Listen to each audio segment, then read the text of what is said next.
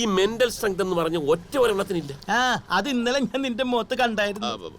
അത് ഞങ്ങളുടെ കുടുംബ പാരമ്പര്യമാണ്. ആ കേസ് വിട്. ഇന്നലെ തുടങ്ങിയ വിടാനോ? മണികളഞ്ഞു വന്നേ. എന്റെ മാനിഞ്ഞു വന്നേ. ചേച്ചിയുടെ മേലിൽ എപ്പോഴും ഒരു കണ്ണ് വേണം കേട്ടോ. അത് ചേച്ചി വഴിതെറ്റി പോന്നുണ്ടോന്ന് അറിയാനാ. പറഞ്ഞുകൂടെ.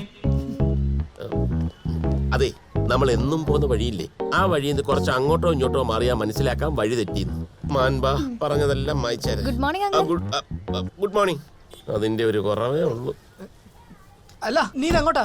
കോളേജിൽ നിന്ന് ഒരു സർട്ടിഫിക്കറ്റ് വാങ്ങി നേരെ പാസ്പോർട്ട് ഓഫീസിൽ പോണം. കൃത്യം 10:30 അവിടെ എത്തണേ. കൃത്യനിഷ്ഠനല്ല.